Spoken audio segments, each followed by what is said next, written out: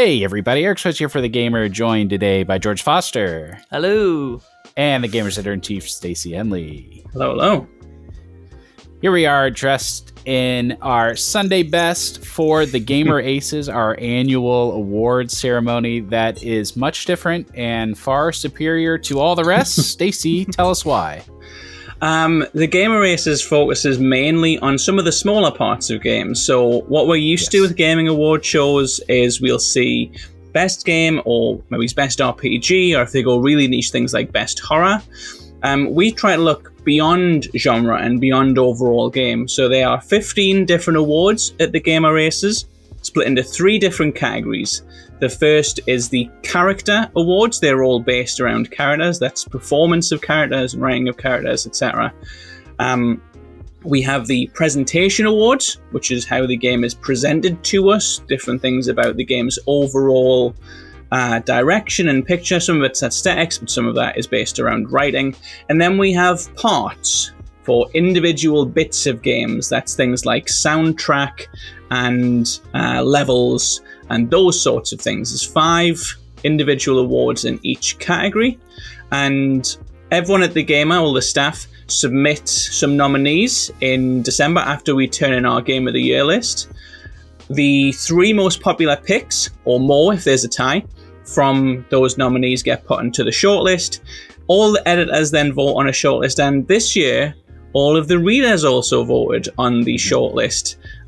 Whichever person or game or feature, whatever it is, won the public vote, that counted as 2 editors' votes, which put it at somewhere like, I think, 15% of the vote, depending on how many of the editors voted in each individual category. So a little bit of a higher weighting than the Game Awards, and just kind of reflects, hopefully, the site overall. There were also a few categories where it had been a tie before the fans voted, and the fans got to pick the winner. Wow. And because it's accounted for 2 votes, there's one category where a contestant, nominee, yes, this is the word I'm looking for, a nominee was in second place, and the fan vote pushed them up into first. So being some important votes coming in from the fans, which is really great to see, because we want the Gamer Aces to reflect all of the gamer, and that does include our readers and indeed our listeners/viewers. And why do we do these categories rather than the standard genres and the things you'd find in other award shows? I think it's really important to think of games as being made this way, because if you just think of what's your favorite game with a specific label on it, you kind of forget all of the individual things that go into games. Sometimes a game can really shine in a specific area and not necessarily have the overall quality that defeats every year. There's 2 or 3 games that are just blowing every other game out of the water. You know, Astrobot this year, it was really Tears of the Kingdom and Baldur's Gate, and to an extent Alan Wake the year before. Should it launch, it'll probably be the new Mario and GTA this year. Those are the big games that'll sweep every other award, and there'll be lots of games that will do so many things really well.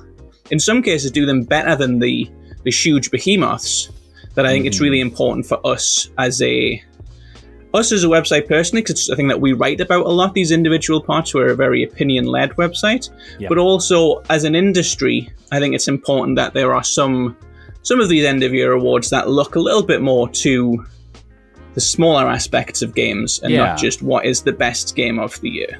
Sure, and there's 100 outlets that are giving Astrobot Game of the Year awards, and you're honoring the same games that we've seen honored, and this feels like it represents us much better than sort of a generic award show. So I'm excited that we do it this way. I'm excited. I voted in this as well, of course, so I know the nominees, but I'm very excited to find out the winners this year. Any thoughts about the year overall and the sort of atmosphere around these nominees? I thought it was really interesting that the games that, Astrobot was our Game of the Year. We at the site have individual lists and we all vote. And because of its massive kind of popular appeal, it won our Game of the Year. And there was also some really interesting games in our Game of the Year list that I think I associate with us as a site because we discuss them so much. Games like 1,000 Times Resist and Mouthwashing, Animal Well, those sorts of games. And it's really interesting to see a spread of those. And then when they were given out to the fans, to the readers, to then see the fan vote also respond to some of those games as well. It seems like this wasn't just kind of a journalist bubble the way some of these games can be. So I think really interesting. Last year, Baldur's Gate was kind of good at everything. This year, there's not any game, not even amongst the nominees, let alone the winners, that is kind of dominating in every single category. Yes. Yeah, that definitely makes it more exciting. Definitely. Okay. Well, if you're ready, maybe let's dive right in. Let's go. And yes, we should say, people who watch Your Favorite Game will know how us three kind of work in general. I know the winners because I tot them up. I kind of organize stuff. George and Eric did vote. Do not know the winners. Nobody besides me and some of the social team who've got graphics ready to go know the winners of these votes at the moment. So George and Eric finding out live with the rest of you who is winning. So we start with the character awards, and our first award there is for Best Supporting Performance. There are actually 5 nominees for this as opposed to the standard 3, just because there was a tie for third place when the shortlist came, when the long lists came in, so everybody who got enough votes qualified. So we have Jay Rincon, who was ND5 in Star Wars Outlaws. Okay. We have John Eric Bentley, who was Barrett Wallace in Final Fantasy VII Rebirth, reprising his role obviously from Final Fantasy VII Remake. We have Salome Gonodstva, who was Maria in Silent Hill 2. We have Olivia Abi Asati, who was Safi in Life is Strange Double Exposure. And we have Takito Kasuya, who was Yukata Yamai in Like a Dragon Infinite Wealth. That is crowded. Okay, hit us with it. And the winner of the Gamer Race for Best Supporting Performance is John Eric Bentley for his role as Barrett Wallace in Final Fantasy VII Rebirth. Also won the fan vote. Had won without that. Was one ahead, and then the fan vote pushed him even further over. So joint consensus there. I think a really strong pick. I think all of them were. There's not many nominees really. I don't think there were, obviously, but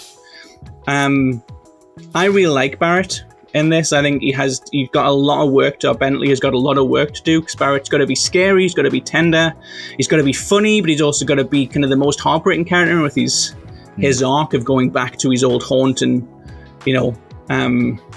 being known as the guy who brought doom to the town. There's a lot of character work that Barrett does in this one that I think Brianna White, who is Aerith, did in the last one. I think Barrett takes the torch of that in this game, makes him a really really worthy winner. Any thoughts? He was my number 1 pick for supporting performance, so I'm very happy. Yeah, he this is also the character I voted for, though I didn't play a lot of Rebirth. I did play Remake all the way through, and he is somewhat flat in Remake. Not the most dynamic character in the story, as you mentioned. Aerith probably takes that slot for that one, but it sounds like, and from what I've seen, that he's a lot more dynamic in Rebirth. I really liked him in Remake, but I agree that Rebirth is a step up. I think he's the GOAT. He's a little bit tropey in Remake, and I think you could argue he plays to that. I actually don't know how they record it. I don't know if they recorded it kind of in a blurred way. I assume they did kind of 3 distinct sessions for Rebirth, Remake, and whatever the third one is, as opposed to doing it together. So maybe also reflecting on his performance in that, wanted to give him a bit more depth. Yeah, I was about to say that too. It's a character that's really easy to go too over the top with, to get too campy with, and maybe get a little too archetypal, right? But definitely a great performance, and just a great character, just like a beloved character already. So. Yeah, 100%. I, for the record, voted for Olivia Abiasi in Life is Strange. I think she was the big shining light of that game. And part of the reason we do these awards, I don't want to focus on people who didn't win because we want to get through everything, but part of the reason we do these awards is for people like that who, shining games that maybe don't shine themselves. Yeah. Right. But we can move on to the next category. Staying in the character awards, after best supporting performance, we obviously have best lead performance. There are just the standard 3 nominees for this one. We have Troy Baker as Indiana Jones, obviously in Indiana Jones and the Great Circle. We have Kaji Tang, who was Ichiban Kasuga in Like a Dragon Infinite Wealth. And we have Takaya Kuroda, who, as he has been for decades, was Kazuma Kiryu in Like a Dragon Infinite Wealth. Interesting one here before I reveal it. Kaji Tang is the English voice actor for Ichi, but Kuroda is the Japanese voice actor for Kiryu. So people who played it in English preferred Ichiban, people who played it in Japanese clearly preferred Kiryu. I played in English. I played in English as well. Remind me, one of these characters, this is their like last entry in the series, right? Kiryu, yeah. So since the first game, he's been voiced, and this is like his goodbye to the character. If we believe that. If I think it is. Sure. Well, I'm interested to find out if that had any weight here, but go ahead and tell us who the winner is. Well, the winner of the Gamer Race for Best Lead Performance is Troy Baker for his turn as Indiana Jones in Indiana Jones and the Great Circle. Okay. Again, had won our vote and also won the fan vote. Fan vote just pushed him a little bit further ahead. I really like this win because if you told me that one of the best performances of the year would be Troy Baker doing a Harrison Ford impression, wouldn't have believed you. No. Yeah. And I think he's great. He is fantastic in it. I've just started playing it, and when I submitted my votes, I hadn't played Indiana Jones, so it wasn't in any of my categories. Now I have. Yeah, I think that's deserving. That is a surprise, but he is fantastic. He is great. It is well deserved. It's a little surprising because our site in particular loves Yakuza so much. We'll see Yakuza come up in some of the other categories later as well. And because what he's doing is so much different than any other character, because it is literally an impression of another actor. And we discussed that. He hadn't done it when we did your favorite game with Troy Baker, and we were kind of wondering if he could pull it off. I think that probably helps him that he does. Yeah. I mean, beloved character, and he's doing an impression of a beloved actor. I think I've been saying beloved a lot, but... It's Indiana Jones, it's true. And I think... It fits. Matching Harrison Ford like that, it is a very specific like intonation, and to do that, not even just impersonating lines, but for a whole new set. Yeah. Like a whole new story, I think it is really impressive. And it's about as flawless as an impression can get. I mean, that's more than just like the Saturday Night Live version of a 2-minute impression, right? He's doing it for 30 hours or whatever. Like snakes. It's not perfect. Like if you really listen closely, you know it's not Harrison Ford, but you have to really listen closely. It is, I think, as perfect as an impression can get. While also being a performance in itself, right? Yeah, I think he does find a little bit of depth in there as well, which I think helps. Yeah, definitely. Interestingly, if you take out the fan vote, with the fan vote, Baker wins either way.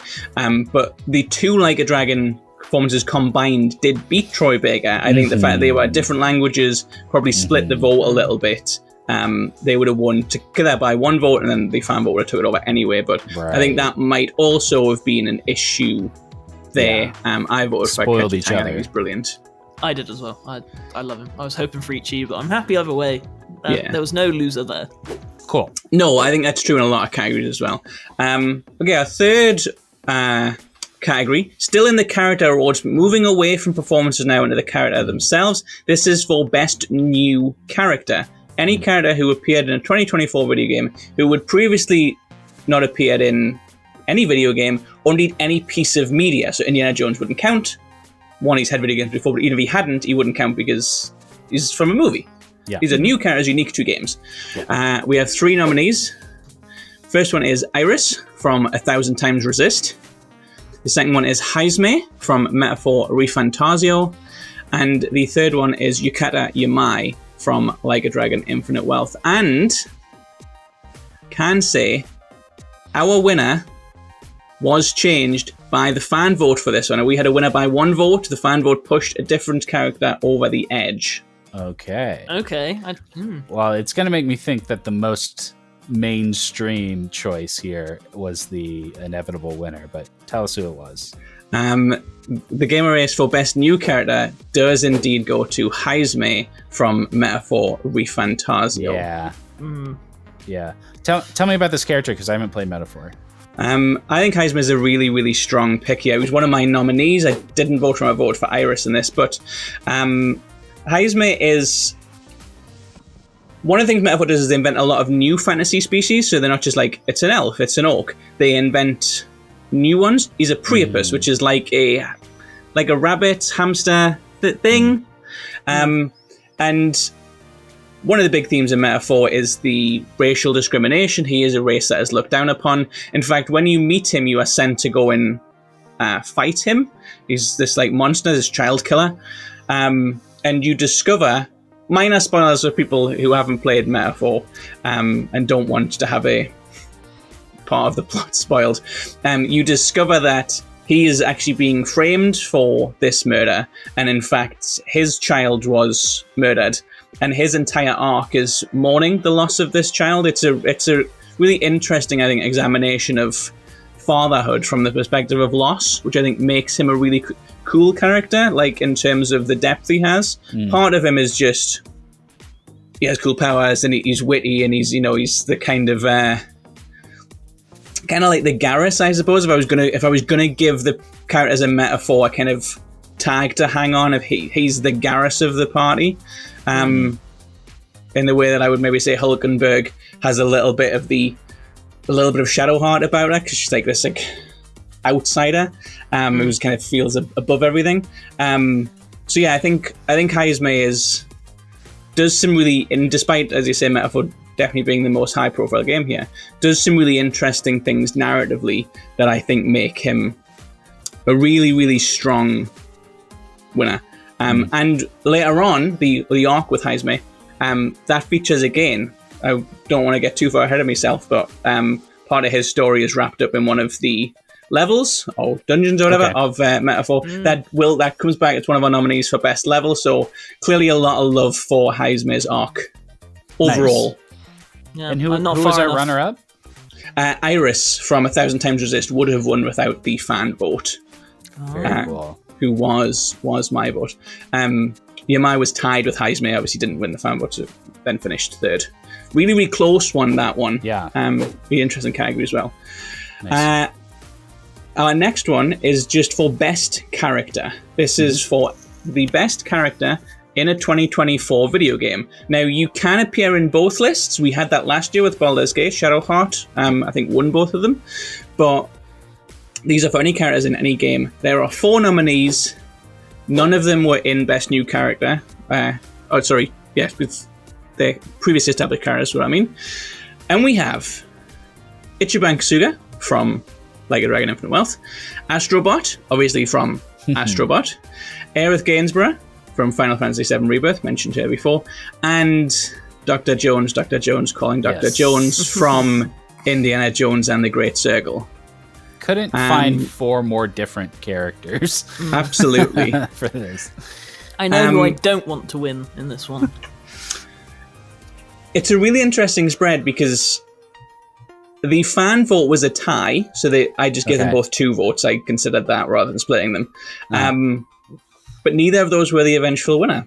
Oh, wow, that is interesting. Okay. So the winner of the Gamer Race for Best Character is Ichiban Kasuga from Like a Dragon Infinite Wealth. Good the taste. fan vote winner, Astrobot and Aerith. So no love for Indy. He obviously won Best Lead Performance, but no love for Indy in this category. Yeah. I think that's fair. Like, I don't want to talk too much about who didn't win, because Ichi deserves the praise, but I think with Indy already getting the performance, I think the rest of the characters are sort of new, they're in the game. Like, Indiana Jones is more... I don't know if I would like that as a victory for best character for us. Yeah, it's an odd one, because I probably would be tempted to, not this year, but in previous years, have nominated Spider-Man, even though he's just Spider-Man. Yeah. Just Spider-Man. And I know Spider-Man, I like Spider-Man. But yeah, Itchy is the winner. I think a phenomenal character. Oh, my favourite. He's one of my favourite characters. If it wasn't for Baldur's Gate, which I've mentioned a lot, he'd probably be my favourite character at introduce this side of Arthur Morgan in games. I just think he's brilliant. One of my favourite things about Ichiban is just how kind he is. He's a really empathetic role model. Like, he's still a video game character. He still, punches people in the face to get what he wants, and he has a fight with a giant squid, and he rides a dolphin, and he does all this crazy nonsense. There's a mini game where you go and take pictures of people in their underpants. It's a really left field game, but when it drills into not just his main story, but a lot of the side stories, his whole path in life is just to be the kindest, most empathetic person possible. And I think it's really, really wonderful, I think, to see that resonate with people in gaming in a field that is so built on a kind of might is right philosophy. I just think he's a brilliant character. I think it was my game of the year. I think it's a wonderful game. I think he is a great part of it. And yeah, I agree, especially since Indy won, or Troy Baker won lead performance. Really, really happy to see him win. Ichi is what got me into Yakuza, really, and I think he's the rare example of a character you see in a game where it kind of makes you examine yourself. Like, you see how kind Ichi is, like you say, Stace, and just how good of a person he is despite the struggles, and it kind of makes you go like, oh, I can do that, I can be better. Like, that's the power I think Yakuza as a series has, but especially Ichi. Like, fantastic win. Yeah, it's another one, because I think Kiryu was a really, really good example of that. I think a lot of people say he was the kind of core example of what that was like. And then when Ichiban came along, he managed to do the exact same thing Kiryu does, and not necessarily do it better, but do it in a way that feels so different and feels so warm and true to him. Kiryu's a lot more stoic. He's a lot more of a kind of this is not a reference George is going to get, like Shane, like Cowboy Shane from the 50s. Alan Ladd, don't worry about it, George. But he was a very kind of standoffish character a lot of time, Kiryu, whereas Ichiban's got such a warm heart. He wears his heart on his sleeve. He's very emotional. I just think he's a brilliant character. Yeah. Happy for Yakuza fans. I do have to say, it does feel like we're taking Indiana Jones for granted here. Because you just oh yeah, Indiana Jones, of course. I mean, this is one of the greatest characters of all time in any media. I know. No, that's why I said Spider-Man. I absolutely, if it was a character that I really loved, I would just say Spider-Man because it's Spider-Man. I completely get that. Yeah. Yeah. Really, really great characterization of Indy as well. I think that's also worth pointing out. Does a really great job of building Indy, not just through an impression, but mannerisms and how he acts in the story. Yeah. Last place for us, though. Yeah. Loses to Astrobot. Yeah. Oh, come on. You gotta love Astrobot's like a little Astrobot. Stitch. He's got a lot of personality. It's true. I do love it. I love the bot. Okay, what's next? We have our last character award. This brings us to a third of the way through the show. This is for Best Character Relationship. Yeah. Now, this is for relationships that could be romantic, platonic, or antagonistic. And across our nominees, we have one of each. Ooh. I love this category. I think last year, maybe every year, I tried to make the case that man versus nature is a relationship and get everybody on board with it. I just love the flexibility of it and how each of us interprets it. So cool category. Who are our nominees? I also love that. I think I love how open to interpretation is. And obviously, I see all the long list nominees, and this is usually one of the most varied. But as I said, romantic, platonic, antagonistic. Representing romance, we have Cloud Strife and Tifa Lockhart from Final Fantasy VII Rebirth. Representing the platonic side of relationship, we once more have Ichiban Kasuga and Kazuma Kiryu from Like a Dragon Infinite Wealth. And representing the antagonistic relationship, again once more, we have Indiana Jones and Emmerich Voss. Yeah. Wow. How much of Like a Dragon is focused on the relationship between those two characters? That's really the core of this story, isn't it? Yes, I would say the game is entirely focused on their relationship. So in the previous game, we met Ichiban and Kiryu shows up, but it's not his game. This is not a spoiler because we find this when we meet. The crux of this game is Kiryu is dying of cancer, and Ichiban is looking for his birth mother. those two things put them on a collision course, and they work together. So you mix some of the party from kind of previous classic Yakuza games. But the main part of that is you go back to some of Kiryu's old haunts as him as an old terminally ill man, and you see how he wants to kind of leave his legacy in the world. And I think a big part of that legacy is passing his teachings down to Ichiban. You know, they don't know each other. It's not like a kind of father and son are second in command kind of deal where you pass the torch. Or he's not a mentor. He's just another guy who happens to be doing the same crazy Yakuza thing, and they end up meeting and connecting. And yeah, I think it really powers that game. I don't think the emotional impact of the Ichiban stuff, not so much Kiryu if people have played it, but the way Ichiban story of I don't think works as well if you don't think that he is connected to Kiryu in some way. I see. Yeah, agreed. Okay, thanks for the context. Who is our winner? Well, without further ado, the winner of the Gamer Race for Best Character Relationship is indeed Ichiban Kasuga and Kazuma Kiryu from Like a Dragon Infinite Wealth. Mm-hmm. Yeah. Did win our vote. It was moved to within one vote of it by the fan vote. They voted for Cloud and Tifa. Of course. I saw that come in. Which could have been Cloud and Aerith. It could have been. No. Well, all right. A really interesting one here, especially since, Like a Dragon is not a small game, and certainly Indiana Jones, as you said, legendary character. Yeah. This was the biggest landslide for the fan vote. 76%. That's the biggest margin any of them had. 76% of fans voted for Cloud and Tifa. Yeah. So that's 24% split between Indiana Jones and Ichiban. I actually don't know the numbers for those two. I just know the winners. But yeah, big blowout on the fan vote, but not enough to win over the power of Like a Dragon at TheGamer. We love Cloud and Tifa. Kind of said me stuff about why I think they were a worthy winner before. So we can move on to the presentation awards. You ready? For the sake of time, we're not going deep into our personal nominees. I have to give one shout out to Banishers, however. Yes, the only person who nominated Banishers across the ceremony. That can't be true. Joe must have as well, but I can't remember. Actually, you might have. Yes, it's a romantic relationship between Kate and Red McWraith. It's a great game. It's a great, interesting marriage relationship dynamic that I think more people should know about. Okay, we can move on. Oh, I mean that's what the aces are for. Just Banishers fell short even of our generosity, unfortunately. Of course. So we're 5 down, which means we are into our next big segment, which is for presentation. This is for, we've looked at individual characters. This is probably the biggest of the big picture stuff that we look at. It's how the game puts forward some of the major parts of its construction, starting with best character writing.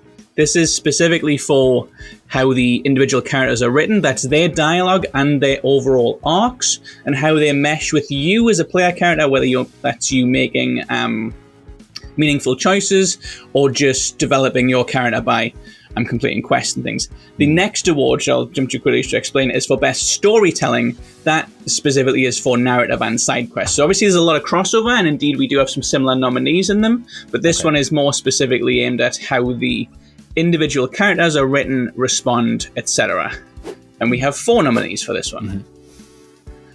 So, the nominees for Best Character Writing are Like a Dragon Infinite Wealth, Metaphor Refantasio, Mouthwashing, first mention for that today, other than in the intro, and Thank Goodness You're Here. I believe this is the only category that Thank Goodness You're Here was nominated Another very diverse category. Yeah.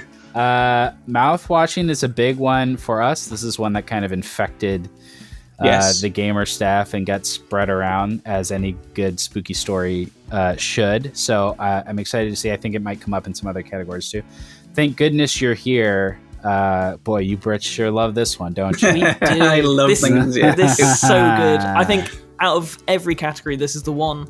Like, I wanted to get it. I wanted to nominate for something, then it hit like it does humor so well for character writing. I think it has to be it. I mean, and it establishes its characters with a single line, you know? Yep. Yes. Like, you find out, like, here's a weird little dude and his weird little thing, and he says one joke, and that's the whole character, and and they do that 100 times. Yeah. It works very Reggie's well. wife could learn a thing or two. It was there somewhere. So, without further ado, the winner of the Gamer Race for Best Character Writing is Mouthwashing. Wow. Huge win. Fantastic. Really unfancied. Really, really glad it won. I suppose Eric's just said it's a spooky story. It ended up finishing quite high on our Game of the Year. I believe it was 6. I would need to go and check.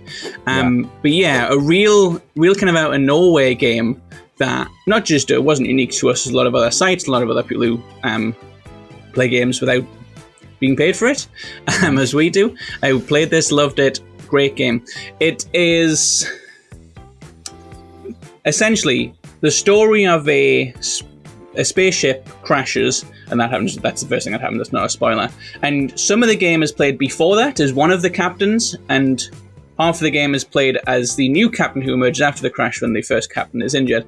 And there are 5 characters in the whole game. There's Swansea, Daisuke, Anya, Curly, and the other captain, Jimmy. There's only those 5 characters in it. All of the game is them discussing with them. Obviously, because it's told out of order, you have the conversations out of order. You get to know different things about them. All have different sorts of trauma. You're never really sure how real some of it is because it's very dreamlike. Yeah. This is not just something that I'm pulling because of recent events, but quite Lynchian at times. The Be Quiet sequence, I think, really resembles some of the stuff we've seen with Bob in Twin Peaks. Really, really cool kind of sort of presentation. I'm thrilled that it won. I love games like this getting recognition. Yeah, and it's a feature-length game, right? It's like 2.5, 3 hours at the most. Yeah. And yet the characters are so well defined. You feel a connection to them. There's a lot of pathos. Like, just incredibly well written, very tight story. Great pick. I'm glad that was our winner. The fan vote winner, and for the record, there was Metaphor. Fans love Metaphor. Yeah, I said before about Hayes may having a really good art. I think Hulkenberg has an interest now as well. Strolls, I think, is fantastic. I think they do some really interesting things with Juno, which I didn't think they were going to at first. It takes a long time for her to develop. I think Metaphor does character really, really well, but yeah, thrilled by the rushing one. Mildly disappointed for Thank Goodness You're Here, because it just never really got the traction, but Eric is right. It's incredibly British-centric, so not a surprise. Yep. I'll take it. That leaves us then with, as I just mentioned, Best Storytelling. This is pretty straightforward award compared to the last one, to understand. It's just a game that has the best narrative and tells us that narrative in the most interesting way. The nominees for Best Storytelling are Like a Dragon Infinite Wealth, Metaphor Refantasio, Mouthwashing, and 1,000 Times Resist. Where the themes are emerging. Now, this is a particularly interesting one, and I know I'm going to maybe cluing people into what hasn't won by saying this, but when the votes came in, because we did our vote, then I got the fan votes and added them in, there was one game that was in the lead. There were 2 games that, had they won the fan vote, would have overtaken it and would have won. But the fans voted for the game in last place, which wasn't enough to bump it up into first. So I guess the shows fans the didn't matter this time. Basically, unfortunately. We still love you, but they did not impact the vote at all. And the winner for Best Story, the Gamer Race for Best Storytelling, is Mouthwashing again. Okay. Wow, Mouthwashing double whammy again. for it, yeah. Okay, wow, we really did love this game. Yeah. It's it's just it's such a perfect, like, word of mouth type game. You need somebody to recommend this one to you. You know, you're not going to see commercials for it. It's not going to come up in other award shows or a lot of places. Like, you just need somebody to tell, have you heard of Mouthwashing? And it just spreads around. And you know, the less you know about it, the better. Like, like a lot of good horror. Yeah. But yeah, like we were saying before, just like it being the length of a movie and sort of structured in a Lynchian way, like just a surreal horror movie, body horror movie as well. Psychological horror, certainly. It's definitely very, very heavy psychological themes. Yeah, just such a cool game, and everyone I've recommended it to has liked it. Not a single person has even been like, oh, that was okay. Everybody felt like it was just fantastic. Yeah, and I think one of the really cool things is in terms of storytelling. I can't remember, Eric, if we've discussed this on when we were doing your favorite game, or if it's something that we've discussed off camera, I feel like. But it tells its story in such a way that only a video game can.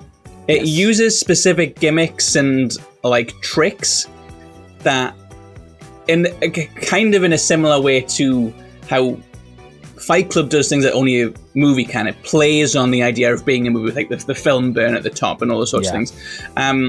Mouthwashing plays on being a video game in a way that is... I don't get scared by horror games. I get scared by jump scares and things. Like, I found it really unsettling. Yes. How it kind of slithers under your skin, Mouthwashing. A brilliant game. The non-chronological stuff is probably worth pointing out as well. I think that's a really tricky thing to do. I think did it brilliantly. Yeah. Unsettling is the right word. Yeah. It plays with the unsettling feeling of like bad graphics or defective graphics. Like similar to the film burn, like your video card dying and the strange images that creates on your screen. It uses all of that to really great effect. Yeah, absolutely. The winner of the fan vote game was Metaphor, but in second place was Like a Dragon and 1,000 Times Resist. Really happy that Mouthwashing won them both individually. I think looking at them, the games that have been left on the table, 1,000 Times Resist and thank goodness, I also think are brilliant games. But Mouthwashing a worthy winner, and that's how it goes in loaded years, you know? Nice to see. I agree, definitely. Our next one for presentation moves a little bit away from writing and more into visuals. This is for most unique art style. Now, despite its name, this is not necessarily just for the art style which looks the best or is the most different. It's trying to use an art style that's fresh, is imaginative, that can convey a tone very well. It matches what the game is trying to make you feel.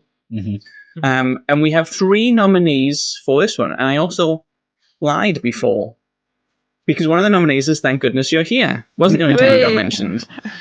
We also have Neva and Lorelei and the Laser Eyes. All incredibly different in their aesthetics. People who haven't played them, if you're watching video, they're probably popping up on screen now anyway, but I'll describe them. Lorelei and Laser Eyes is really grayscale with like searing red neon, almost fuchsia tones, violent streaks across the screen sometimes to, again, very unsettling. Thank goodness he has like a Gabino cartoon, and if you're not British and don't understand that, you would not like Thank Goodness Here anyway, so don't worry about it. And Neva, made by the people who made Grease, it's very similar to Grease. It's this painterly, very vibrant style. It's probably a bit more bold in its colours than Grease is, and a bit more variety. But yeah, I think a great field here. Really represents what this is about. Games that have been selected specifically for art style, not just games I like that are pretty. Yeah. So yes, very, very nice to see. And the winner of the Gamer Race for most unique art style is Lorelei and the Laser Eyes. Oh, wow. Great choice, of course. And a cool choice, too, because really cool choice. One of these, like, Thank Goodness You're Here is like very cartoony. It's very nostalgic, and Neva is very beautiful and captivating. And Lorelei is just sort of rough. It's rough to look at. It makes you feel bad. It's claustrophobic. It's not beautiful in the way that Neva is. Yeah, I'd say it's almost off-putting. It is off-putting. I think that's what makes it such a cool choice because it's affecting. It's really deeply affecting. Did you play this one, George? No, I didn't.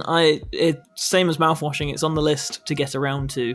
I wish I had more to say, but it is very striking, I think, for the most unique art style. As much as I love Thank Goodness You're Here, I think, deserving. Yeah, really, really bold art style. And I think when you start Lauren Lazarus, you kind of have an event where you look around. One of the things that you have is just like a tampon, and I think that really like, drives into what this game is about. It's really focused on like the unsettlingness of practicality that I think makes for a really interesting way of storytelling. And that's, you know, the things that glow, they're the eyes, which is it's in the name of the game, but also like the puzzles are the things that glow as well. So it's kind of like a pointing you towards things that are important, but in a way that makes you not want to see them, which I think is just brilliant. Yeah, super cool. Nice. Our fan vote winner for that one was Neighbor. Another great game, looks brilliantly, used really well. Thank goodness he had, I think, too British centric. Too British. Bad taste. Barreling through our presentation awards, we're now into our fourth of the presentation awards, I believe. And that brings us to most creative gameplay mechanic. Just like most unique art style, it's not just about what is the wackiest, craziest thing that you can imagine in a game. It's mechanics that are innovative, but also perfectly fitting for the tone of the game, the themes of the game, the gameplay experience. They heighten the actual gameplay. And we have 3 nominees. We have Dragon's Dogma 2 with Dragon's Plague. Very cool. We have Astrobot for the power-ups. Now, this was a difficult one on the long list because people put different sorts of power-ups. Downside surprise, the shrinking had enough votes to get on the list overall, but I categorized it as power-ups because a lot of people also nominated other sorts of power-ups, and I feel the joy of Astrobot is not the one thing it does, it's that it does a million things. Yes. Very true. So generally power-ups, the most popular by far in the long listing stage was the shrinking mechanic featured in Downside Surprise.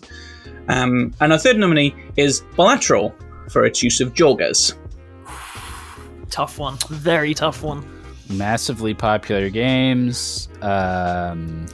Boy, I feel strongly about one of these. Stronger than most of our categories so far. So tell us who the winner is.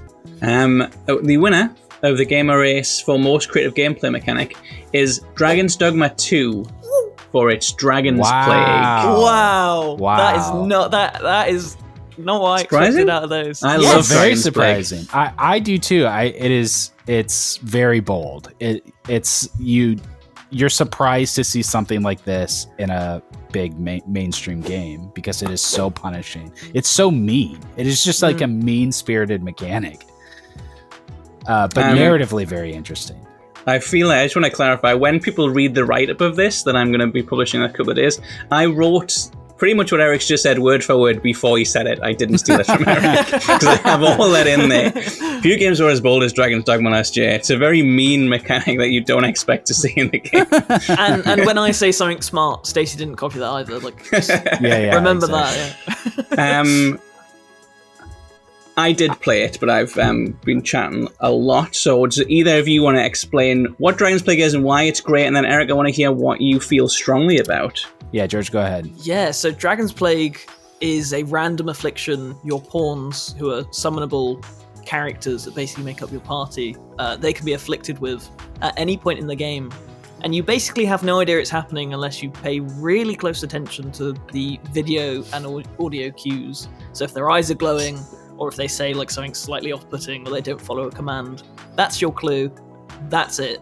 And if you don't either kill them by throwing them into water or retire them, they will just blow up your world. Like, they will blow up a town, completely decimate whatever they're surrounding. It never happened to me, which I think is why I'm so surprised. I think if I had seen that and not been warned about it and kind of played Dragon's Dogma 2 a little after the fact to know, I think I'd be like, yeah, that's the moment. But yeah, definitely super cool. I love it. I love it when games do something like this that is just so, like, well, yeah, mean. I guess I'll copy Eric as well. It is mean, Yeah. I guess I wish the consequences felt more impactful, because it's not really the kind of game where it's like, oh, well, that changes everything because now this quest giver's gone. And it just didn't feel like it mattered that much, but it's still such a cool thing that can happen. If you cared about the characters, I think I think that would be it. You know, like if your favorite character John from down the pub was gone in that explosion, it'd impact. Like I still like this isn't me arguing against it. My pick would have been Astrobot personally. Yes, I feel so strongly about Astrobot for this. I mean, that like Stacey said, that's the whole game, and that's why it's Game of the Year. Is how cleverly integrated all of these very cool power-ups are. How excited you get every time you get one, or when one comes back that you loved 10 levels ago, and all the different ways you can make dashing forward or jumping high in the air interesting and dynamic. Yeah, I love that. And the fact that it wasn't just downsize, it was all the power-ups in the game. I was like, I thought that was a shoo-in. I'm surprised you're not on the side of Balatro, Eric. I thought you were going to go all Jokers. I don't really get what makes that a unique mechanic. I think probably just the range. There's so many different ways you can arrange them. I think Balat was a really clever use of maths. But for the record, fans do agree with you. Astrobot did win the fan vote. Wasn't enough. Wasn't quite enough. No, took it within touching distance, but not enough to win. Okay. I did vote for Dragon's Plague. I do think there's no impact from it, less impact, but I also think, not that I want Dragon's Dogma to be like that, but the reason I like Dragon's Dogma being here in the Aces is because this is such a discussed thing about this game that nothing else is. Like, loads of stuff about Astrobot was discussed. I realize power-ups are a cool part, but like, Dragon's Plague is Dragon's Dogma, it's so like defining, and I think it's really nice to be able to celebrate this one massive swing that a AAA game took, even if it missed a lot of softballs on the way to get there. I think would probably be a fair assessment of Dragon's Dogma. Fair. Agreed. We are up to our last presentation award, and then we have our 5 parts awards, which is Best Character Design. This is mainly focused on the aesthetics. We've obviously had Best Character Writing previously. This is based on how the characters look in terms of their actual design as figures, but also their costuming, and how that works with the game's art style to give the cast personality. And we have 3 really, really broad range of games here, not just in terms of their genres and looks, but also just their release dates. This is a game from January and a game from December up here. And our 3 nominees are Metaphor ReFantazio, Tekken 8, and Marvel Rivals. Oh boy. Okay. Oh boy. Yep. Am I correct? Metaphor has not won an award Heisme yet? has won. Yeah. Heisme won. Okay. I was waiting for... Metaphor's been in the most categories, I think, at this point. Yes. Metaphor and Like a Dragon have been in a lot of categories. Metaphor has been in the most. Certainly by the end, Metaphor was in the most. Well, tell us the winner, and then we'll talk about it. Well, the winner for Best Character Design, let's talk about it now, because it is Metaphor ReFantazio. I had an inkling this was going to be the case. Also won the fan vote. And this is also... This is quite sad. The only category across all of the gamer races where one of the nominees didn't receive a single vote. Which was? Poor Tekken 8. What? I'm sure No, I think I voted Marvel How Rivals, could it not actually. receive a vote if it was nominated by someone? Well, you nominate 3 games, so and then you vote for one. So someone could have nominated Tekken and Marvel, and then decided Marvel was the winner. Gotcha. So yeah, that does for games. Sometimes they get a lot of nominations, but everyone prefers a different one. Okay. I think Metaphors... I mentioned it before when we talked about Heisme that they had to invent a lot of races. I think they do that really well. There's some really cool designs in it as well. I can't remember what the actual people are called, but the cult who wear the cages on the head. Really interesting. Obviously, the humans, they're not... Are they characters, the bosses? It's kind of on the edge one, but, merged with famous works of surrealist art. Just a really cool way of humanizing, not in terms of the humans in the game, but humanizing these new characters while making them different from humans, which is a big thing fantasy games struggle with in general. How do you make tieflings not just red humans? You have to give them a sense of culture. And I think the way they do that visually, so much personality packed into the designs. Heisme probably the best example of that, although I love Shuna's design as well. It's like throwback to a 60s, or a 70s, sorry, like party girl inside this fantasy kingdom and have it make sense. Just really, really cool design. Either of you have played it, I'm going to stop talking about it. Congratulations, Metaphor. Yeah, well done, Metaphor. I've played you a little bit, but not enough. We move on now to the final part of the award, which is best parts. These are the parts of games. Parts of games. Parts of games, indeed. Starting with best level. Depending on how this old one. you are, you might call them best boards or best quests, best missions, best dungeons, best chapters, Best whatever. assignment. Best assignments, yeah. There are 3 nominees here, which all represent, I think, different interpretations of what a level is. Wow, look at us. So first up, we have Slow Mo Casino. That's from a level. Astrobot. That's a level, That's baby. just classic such a level. good level. Just has a start and an end. We Yeah. have Vatican City from Indiana Jones and the Great Circle. It's like a chunk, like an area. Yeah, chapter. World. Chapter, yeah. And then we have Crigante Castle from Metaphor Fantasio, which is a dungeon, and it's also the bit where you do Heisme's story, where you find out that he isn't actually a child killer and there's other stuff going on. Second dungeon in the game, I think the most interesting. Okay. Really, really, really different type of level, because you do other things while it's happening, because you do it over time, but it's definitely a significant chunk of the game. Well, I have a lot to say about 2 of these. Yeah, before we jump into the winner, I just want to say how fascinating it is for something like Astrobot that has so many unique levels that we can have one level, and it is my Zeroed favorite. in on one level. I yeah. love Slow Mo Casino. It's the best one. Yep. Is that because it has Sly Cooper in it? Yes. That is a really good point, George. We could have all picked 10 different levels and none of them would have gotten it, but enough of us all said, because I did, enough of us all said Slow Mo Casino's a banger. Yeah. That it made. The 3 of us all nominated Slow Mo Casino. Nice. There were other ones nominated. Bathhouse Battle, Downsize, Surprise, Bubble and Under were all nominated off the top of my head, and I think a couple more as well. Some people nominate 2 from Astrobot, couldn't pick. Some people, I just picked 1 and then went for other things. But yeah, Astrobot, classic level designed game, really tailor-made for this award. No surprise that the winner of best level is indeed Slow Mo Casino. Love it. From Astrobot. Also won the fan vote. This is the second biggest landslide after the 76% from before. Fantastic. This one really blew my mind. Just like we've seen slow-mo a billion times, even in other platformers, but the way it was used here was just so clever. The way freezing the silverware and the cards and all that stuff is just so cool. And you use them for secrets as well, which I think was really cool. Like you had to freeze the darts. Like you had to go freeze the darts and then run to the left to complete level. But if you froze them and then unfroze them and rode them to the right, then you could save Joker from Persona 5. Or the VIP bot dressed as, whatever. Really, really cool level design. I think, as I say, we could talk about all of the Astrobot levels so much. Perfect level game. All of the levels bring something new. Possibly no more slow than Slow Mo Casino. Even though it's not the only slow-mo level. There's the Haunted one later on that used it, but it's just stands out, I think, as a really cool one. Yeah, genius stuff.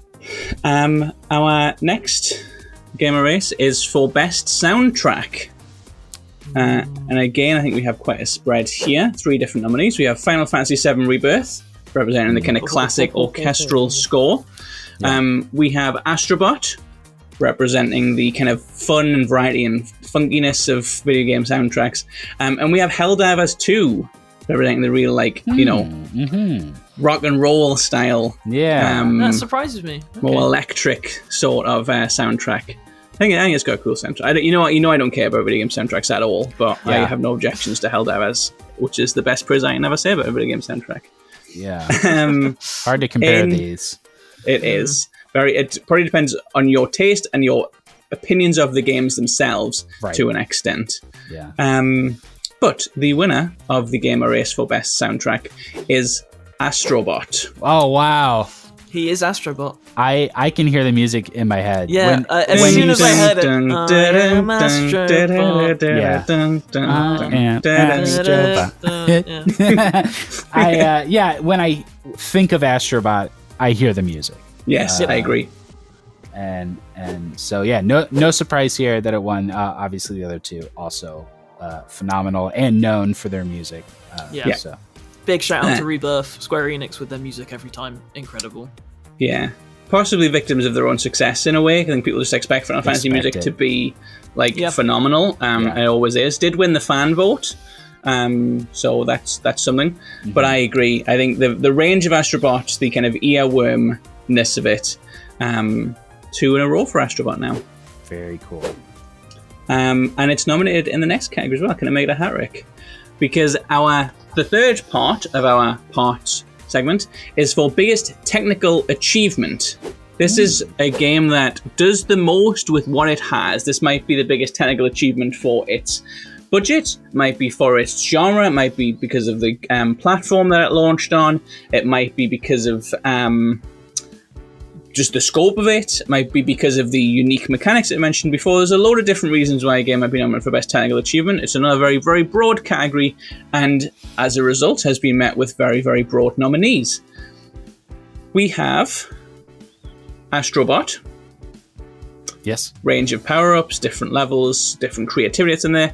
UFO 50, first mention of that today. 50 different games in one, all fake. And then one, I think, for size and scope and stature. Yeah. Final Fantasy VII Rebirth. Yeah. Game that just gets bigger and bigger. Graphical achievement. Yes. Far more beautiful than even Astrobot, which does a lot. Definitely a category where how you interpret that category is which game you'll pick. Yep. UFO 50 for me, if I'm spoiling it. Whoa, slow down. Let's hear the winner first. The winner, the Gamer Race for biggest technical achievement, George will be pleased to know, is UFO 50. Wow. Wins the only category it's nominated for. I explained the concept just there. Brilliant idea. 50 fake games that evolve over the 80s for 3 different consoles that never existed. Staggering in concept and execution. I think some people played it and were like, there's like loads of games I don't like on here, and that's fine. That's a natural response to buying a video game and playing it. But I think looking at it as a technical achievement, it's really hard for me to look beyond how much is in there, the different sorts of games that people like. There's a few that I stuck with for a long time and played. It was close to getting on my Game of the Year list. I just think for this category, even though some of the physics stuff Astrobot does is brilliant, even though Final Fantasy looks gorgeous, I didn't have to think twice about this one. And I like UFO 50 the least as well, actually, out of those 3. Yep. It is definitely it won this award on reputation. I would assume that most of the people that voted for it have not even played it. They just know what a remarkable undertaking it was. This is a game we'll be referencing forever. As long as we work in this industry, we'll be talking about what an achievement UFO 50 was. What a cool project. And just like 4 people just dedicating a decade to making this ridiculous thing that was never going to make a lot of money, but it's just pure passion project. Pure passion, and you feel that. The winner of the fan vote was Astrobot. I also think a very worthy winner. It's technical on a technical level, I guess. The samurai level, I can't remember what it's called, when you flip the gems and they go over and they all like different collision factors in them. I think is brilliant. For sure. But also just more the of a creative, yes, choice. Which brings us to our penultimate award, which is for best creative direction. Again, a very, very broad category to interpret. We let people interpret that in their own way, but I tend to think of it as looking at how a game is built. Obviously, you've got the final sum of the parts, but also the individual parts, kind of how they work in conjunction and how they offer new experiences to players, the way in which it reveals its secrets. And again, we have 3 games that I think represent different facets of that idea. The nominees for Best Creative Direction are 1,000 Times Resist, Final Fantasy VII Rebirth, and I believe a first mention for it today, Animal Well. Wow. Okay. George, your Game of the Year was Animal Well. Eric, was yours also Animal Well? It was, yes. Yeah, I thought so. I don't even have words. Which makes this difficult because I should have words, but I really hope it wins. Well, the winner of Best Creative, the Gamer Race for Best Creative Direction is Animal Well. Yeah, get in. Good taste. That's incredible. You both love it a lot more than I do. I liked it. I didn't finish it. It came out around the time I was getting married, and I was busy doing other things. Why were you rooting for it so hard? Why does it deserve to win, etc., etc.? Take it away. I'm going to leave this one to Eric because actually I would not have even played Animal Well without Eric's recommendation. So, my favorite anecdote about Animal Well is that the file size of the game is smaller than the JPEGs that were used to advertise it. And the fact that there is so much in this game, that story would make you think that this is like a minute or something, something like a little gimmick game. Yes, and it is not that at all. It is an incredibly deep and amazingly well-crafted game. That's also beautiful. The reflections in the ambient light and the stuff he did in this is like just pro level art direction and game design and just a really one of a kind game. And I think a pivotal point for Metroidvanias. At least I hope so. This is a real signpost game in a genre that's had many games for a long time. This is a new icon of the genre for sure. Yeah, and I think a big thing as well that your game doesn't start till you finished it. That's its whole deal, right? Like you roll credits and the game starts. Yes, pretty much. Yeah, the icon. There are and then there's a third game after after the real game. Yeah, it's unbelievable. Yeah, really interesting. Did not win the fan vote, and neither did Final Fantasy, which is probably what you would have expected. 1,000 Times Resist won our fan vote. It did have the smallest majority of all of the games that won. Most of the games that won were kind of getting just half the votes, or just over. This one actually only got 39% of the vote, so just over the third it needed. But that wasn't enough to catch up to Animal Well, which I don't begrudge Animal Well, because it's great. But it does mean 1,000 Times Resist. Got it right and all on the last award. It's been nominated so many categories today. It hasn't won a single one. One of our other nominees in this category is in the same boat, and the third nominee has already got a couple of trophies in its hand. Okay. Because we come to most impactful game. Now, this is a little bit different to games for impact. I'm never sure how I feel about games for impact. One, I hate that the name of it is games, plural, as if it's a participation trophy. So don't like that at all. But also sometimes it seems to nominate games that it's kind of an excuse to nominate them for that and not for anything else. This year, the Game Awards I thought was a lot better. It had a lot of games that were nominated across other categories. But ours is less about the socially conscious message, this kind of diluted version of what impact means at the Game Awards, and is instead thinking about games that left their mark on you personally. That might be the themes, the narrative, might be a character's journey that was very relatable. It might even be that the gameplay itself transformed how you think about gameplay and video games. So we have 3 nominees, and they are 1,000 Times Resist, as I mentioned, so far empty-handed. Neva, also nominated a few times, also empty-handed. And Mouthwashing, which, as we know, swept up Best Character Writing and Best Storytelling. Yeah. Tough one. I know I can think of the people on our team who were personally impacted by these games. Maybe 2 of them more so than the third. And I have a strong connection to one of these games. So this is an exciting category for me. Yeah, 2 of these were in my nominations as well. I think it's a really interesting category. I think this is a really interesting lineup for it this year as well. But without further ado, the winner of the Gamer race for most impactful game is Mouthwashing. Fantastic. Triple header for it. Yeah. The fan vote was Neva, which didn't take over the line. If the fan vote had been for 1,000 Times Resist, once more, that would have bumped it above Mouthwashing. Really close. It actually Neva's win in fan vote bumped 1,000 Times Resist down into third, so still quite congested, but not enough to leapfrog into first. Interesting, our fans weren't connecting with 1,000 Times Resist as much as our team was. Yeah, but then it won Best Creative Direction, so people played it, people had experience with it. Just obviously, not as relatable, not as hard hitting. I don't know, just for whatever reason, didn't quite resonate. Maybe we've talked about mouthwashing a lot. Yep. Obviously, winning the 2 writing categories kind of covers a lot of the base. Yeah, Eric, you said there were a couple of games in here that you felt really did fit this for you personally. I know one of those was mouthwashing. Yeah, why? It is mouthwashing. Yeah. I mean, this is a dark story.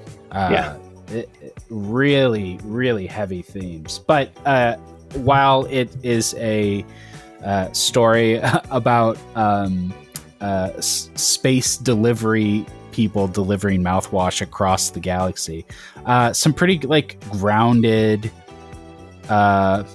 unfortunately pedestrian ideas that it's exploring that are going to be sort of relatable and hit home for people in a pretty devastating way, but it is not played as a joke. It is it handles its themes really heavy for such a cartoonish, bizarre world that it's created. And I just think it's really responsible storytelling for something that's very serious.